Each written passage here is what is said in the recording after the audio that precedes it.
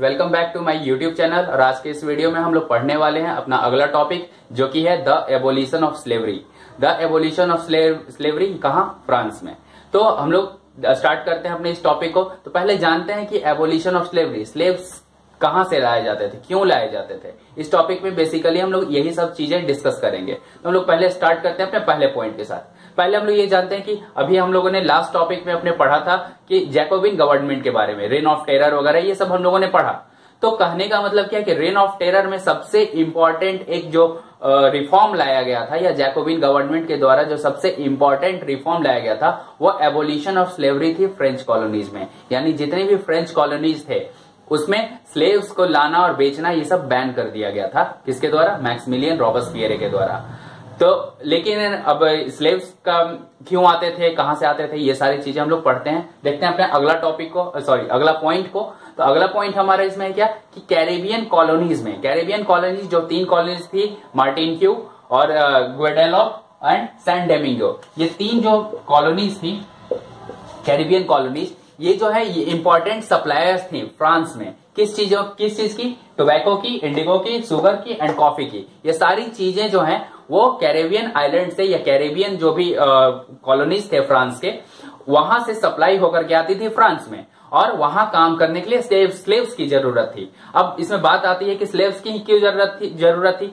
France से जो labours हैं वो भी तो जा सकते हैं वहां, लेकिन फ्रांस से जो लेबर्स थे या जो यूरोपियंस थे वो कैरेबियन आइलैंड्स में काम करने के लिए नहीं जाना चाहते थे। उसका रीजन क्या था? उसका रीजन था डिस्टेंस।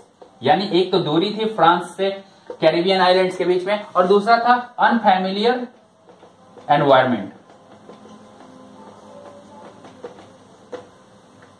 यानी 2 कारणों की वजह से वहां के लोग जो हैं वो कैरेबियन कॉलोनीज में काम करने नहीं जाना चाहते थे। वो दोनों रीजन क्या थे? एक था डिस्टेंस यानी दूरी, अनफैमिलियर एनवायरमेंट यानी उनके फैमिलियर एनवायरमेंट वहां नहीं था, उसके वजह से। तो अब इसके वजह से हुआ क्या कि जब यूरोपियंस वहां काम करने नहीं जाएंगे तो वैसे कंडीशन में, जब वहां बड़े बड़े प्लांटेशन एरियाज हैं, तो वैसे कंडीशन में क्या होगा, वहां ये शॉर्टेज ऑफ लेबर हो जाएगी। यानी जो लेबर की है वो कमी हो जाएगी, और लेबर की कमी को फुलफिल करने के लिए, क्योंकि वहां से इंपॉर्टेंट सप्लाईज आ रहे हैं, तो ऐसे कंडीशन में क्या होता है कि उन्होंने सोचा कि क्या करें इसमें। तो उसके वजह से जो फ्रेंच मर्चेंट्स थे उन लोगों ने टूर करना शुरू किया। कहां? अफ्रीका में। अफ्रीकन कोस्ट पे जाते थे, वहां के लोकल चीफियंस से, यानी वहां के जो लोकल सरदार थे, उनसे वो लोग स्लेव्स खरीदते थे, और स्लेव्स को खरीद करके जंजीरों में बांध करके जहाज में ठूस ठूस के भेड़ बकरी की तरह भर करके 3 महीने की कठिन यात्रा के बाद, 3 महीना का जो वॉयज होता था यानी समुद्री यात्रा जो होती थी, उसके बाद उन्हें कैरेबियन कॉलोनीज में लाया जाता था। एंड कैरेबियन कॉलोनीज में लाने के बाद उनसे काम करवाया जाता था। तो इसमें हम लोग देखते हैं कि यहां स्लेव्स के कंडीशन, जैसा कि हम लोगों ने डिस्कस किया कि यहां लाया जाता था उन्हें अफ्रीका से लाके कैरेबियन कॉलोनीज में जो फ्रेंच मर्चेंट्स थे वो लोग क्या करते थे, उन्हें बेच देते थे। किसे? जो प्लांटेशन के वहां ओनर्स होते थे उन्हें वहां बेच दिया जाता था स्लेव्स को। एंड वो प्लांटेशन ओनर्स जो थे वो लोग क्या करते थे, जो भी डिफरेंट जो क्रॉप्स अभी हम लोगों ने देखा, Indigo, sugar, coffee and all, tobacco, ये सब सारी चीजों को प्रोड्यूस करने में स्लेव्स को यूज करते थे। यानी स्लेव्स जो है वो सारा एग्रीकल्चरल वर्क्स जो है वो वहां करते थे। अब इसके बाद हम लोग अगला इसमें पॉइंट देखते हैं। क्या अगला पॉइंट है? क्या एक है बोर्डियक्स एक शहर था, एंड एक था नैन्सेज। अब ये दोनों शहर के बारे में हम लोग क्यों जिक्र कर रहे हैं? ये पोर्ट सिटीज थे। पोर्ट सिटीज यानी समुद्री किनारे पे बसे हुए 2 शहर थे, बोर्डियक्स और नैन्सेज, 2 पोर्ट्स थे। ये था कि owed their economic prosperity to the flourishing slave trade, और स्लेव ट्रेड से इन लोगों ने भी अपनी काफी इकोनॉमिक प्रोस्पेरिटी हासिल की। यानी स्लेव ट्रेड होने की वजह से ये दोनों जो पोर्ट सिटीज थे ये काफी ज्यादा इकोनॉमिक प्रॉस्पर हो गए। इकोनॉमिक प्रोस्पेरिटी या प्रॉस्पर होना कहने का मतलब ये आर्थिक रूप से काफी समृद्ध हो गए। हम लोग देखते हैं इसके बाद अपना अगला पॉइंट आता है इसमें क्या कि जो स्लेवरी वहां चल रही थी, यानी कि कैरेबियन कॉलोनीज में जो अफ्रीका से जो स्लेव्स लाए जाते थे, क्या फ्रेंच सोसाइटी जो है या फ्रेंच पब्लिक जो है क्या इसको क्रिटिसाइज नहीं करती थी? तो इसका रीजन था कि लिटिल क्रिटिसिज्म था वहां। यानी 18th सेंचुरी में जो फ्रेंच कॉलोनीज के लोग थे वो उसके लिए लिटिल क्रिटिसिज्म उनके मन में था कि स्लेवरी नहीं होनी चाहिए। अब लिटिल क्रिटिसिज्म कहने का मतलब क्या है? यानी लोग जो है उन्हें लगता था कि जो फ्रेंच सोसाइटीज या फ्रेंच कॉलोनीज में जो स्लेव्स को लाया जा रहा है वो गलत है, लेकिन वो लोग उसको ओपनली उसका विरोध नहीं कर पाते थे। जैसा कि एक हम लोग पॉइंट, अगला पॉइंट देखते हैं क्या, कि नेशनल असेंबली के बारे में हम लोग ऑलरेडी जानते हैं। नेशनल असेंबली जिसने फ्रांस में कॉन्स्टिट्यूशनल मोनार्की लाने में एक इंपॉर्टेंट रोल प्ले किया था, और इस नेशनल असेंबली ने फ्रेंच कॉलोनीज जब उन्होंने राइट्स डिक्लेयर किए फ्रांस के लोगों के लिए, तो उन्होंने इसमें काफी लॉन्ग डिबेट्स किए कि जो राइट्स ऑफ जो सिटीजन्स हैं या राइट्स ऑफ मेन हैं, क्या उसे एक्सटेंड कर करके पूरे फ्रेंच कॉलोनीज में भी कर देना चाहिए, यानी ये जो राइट्स दिए गए थे वो सिर्फ फ्रेंच सिटीजन्स को थे। तो वो लोग यह चाहते थे, वो लोग डिबेट्स इस पे किए कि क्या फ्रेंच कॉलोनीज अगर बात करते हैं राइट्स वहां भी देने की बात करते हैं, तो उसमें जो हमारे कैरिबियन कॉलोनीज थे फ्रेंच के वो भी आ जाते हैं। लेकिन नेशनल असेंबली सिर्फ इसमें कर क्या पाई, उसने लॉन्ग डिबेट्स ही कर पाई, उससे इस रूल को वह पास नहीं कर पाई। और पास नहीं करने का रीजन क्या था, उसे डर था, फियर था, किससे, फियरिंग ऑपोजिशन। नेशनल असेंबली जो है वो ऑपोजिशन से डर रही थी। क्यों? क्योंकि जो ऑपोजिशन में अधिकतर लोग थे वो बिजनेसमैन थे, और बिजनेसमैन जो थे उनका अधिकतर काम जो है वो स्लेव्स के थ्रू हुआ करता था। तो कहने का मतलब क्या है कि नेशनल असेंबली चाहती थी इनडायरेक्टली कि वो राइट्स को जो है वो फ्रेंच कॉलोनीज में भी एक्सटेंड करे, लेकिन वहां हुआ क्या कि वो ऑपोजिशन, यानी ऑपोजिशन में जो बिजनेसमैन जो थे, ऑपोजिशन जो थी उनकी, उससे वो डर करके वो इस रूल को पास नहीं करा पाए। हम देखते हैं अपना इसके बाद अगला पॉइंट क्या था, 1794। इसमें सबसे इंपॉर्टेंट रोल आता है कि हमारा 1794, जैसा कि हम लोगों ने पहले पॉइंट में ही डिस्कस किया था।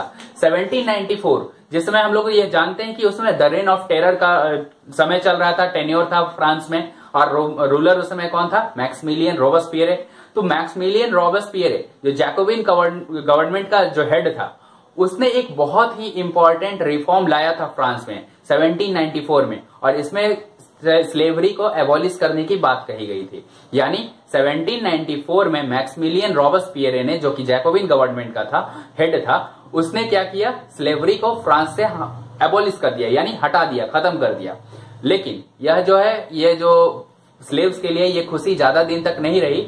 1794 में मैक्सिमिलियन रोबेस्पियरे ने स्लेवरी को एबॉलिश किया, यानी हटा दिया, और 1804 में जो फर्दर बाद में रूलर बना नेपोलियन बोनापार्टे, उसने फिर से स्लेवरी को ला दिया, यानी 1804 में उसने फिर से इंट्रोड्यूस कर दिया स्लेवरी को।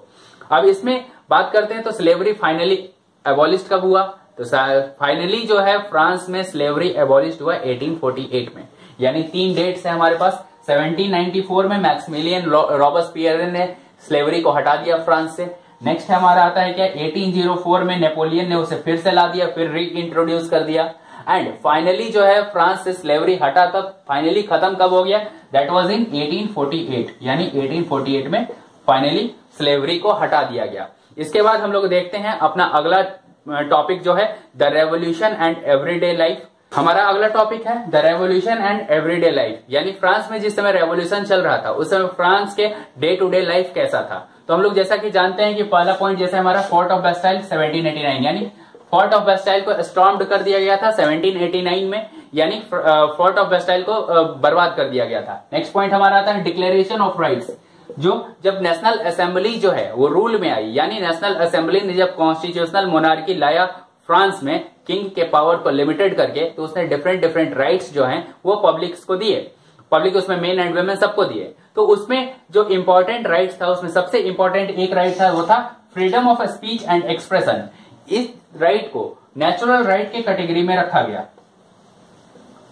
मतलब जब कोई बच्चा जन्म लेता है तो ठीक उसी समय से उसको बाय बर्थ वो राइट्स मिल जाते हैं। राइट्स कौन कौन से, national freedom of speech and expression के राइट्स। अब बात आती है कि ये सारे जब इवेंट्स जब फ्रांस में हो रहे थे, तो क्या जो और सारे लोग थे फ्रांस के और सिटीज थे या दूसरे जो कंट्री साइड के लोग थे, क्या उन्हें वो लोग अवेयर थे इन सारी चीजों के बारे में? तो ऑब्वियसली उस समय जो है फ्रांस में प्रिंटिंग रेवोल्यूशन जो है या प्रिंटिंग का जो प्रचलन है वो हो चुका था, और उसके वजह से वहां जो न्यूज़पेपर्स थे, बुक्स थे, पैम्पलेट्स थे या प्रिंटेड जो पिक्चर्स थे, वो पूरे फ्रांस में, इवन अलग अलग सिटीज में, अलग अलग कंट्री साइड, अलग अलग गांव में ये पूरा भर चुके थे। मतलब फ्रांस में जो भी इवेंट, या फ्रांस के पेरिस में जितने भी इवेंट्स हुए, जो भी इवेंट्स हैपन हो रहे थे, उन सारे चीजों का जो एक सारे चीजों का जो पिक्चर्स है और न्यूज़पेपर्स में, बुक्स में, वो सारे पब्लिक तक पहुंच रहा था और लोग जो है उसको उसे देख करके मतलब उसके बारे में सारी इंफॉर्मेशन उन्हें मिल रही थी बैक टू बैक। अब इसके बाद हम लोग देखते हैं अपना अगला टॉपिक जो है वो है कॉन्क्लूजन। कॉन्क्लूजन में हम लोग देखते हैं क्या,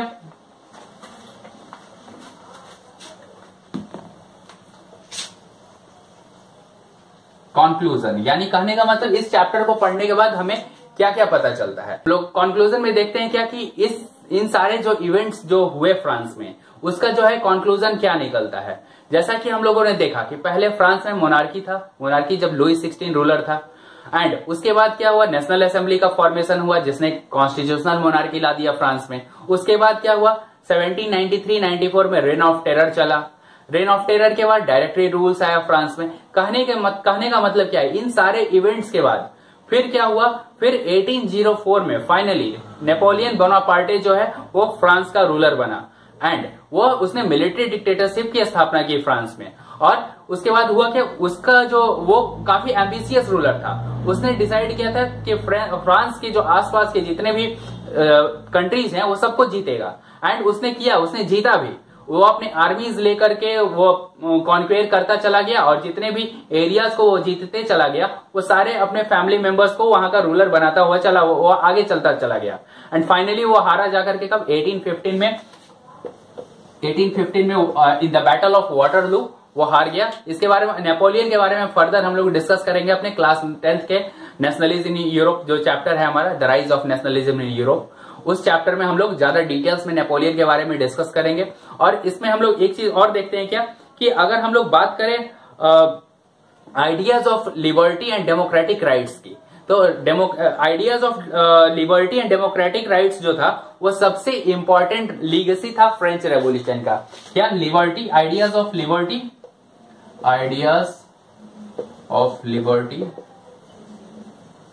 एंड डेमोक्रेटिक राइट्स।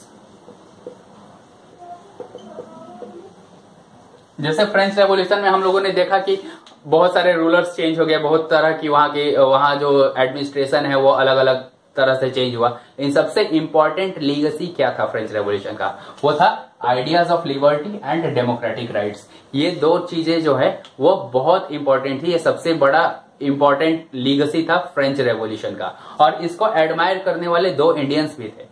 तो दो इंडियंस वो कौन कौन थे, जिनके नाम से हम लोग काफी ज्यादा परिचित हैं। फर्स्ट नाम उसमें आता है हमारा टीपू सुल्तान का,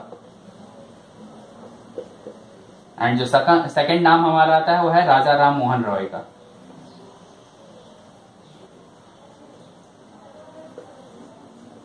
यानी फ्रेंच रेवोल्यूशन से जो कंक्लूजन हमारा निकला तो उसका लीगेसी क्या था कि लिबर्टी और डेमोक्रेटिक राइट्स जो है वो फर्स्ट टाइम फ्रेंच रेवोल्यूशन के बाद ही डिस्कस हुए थे।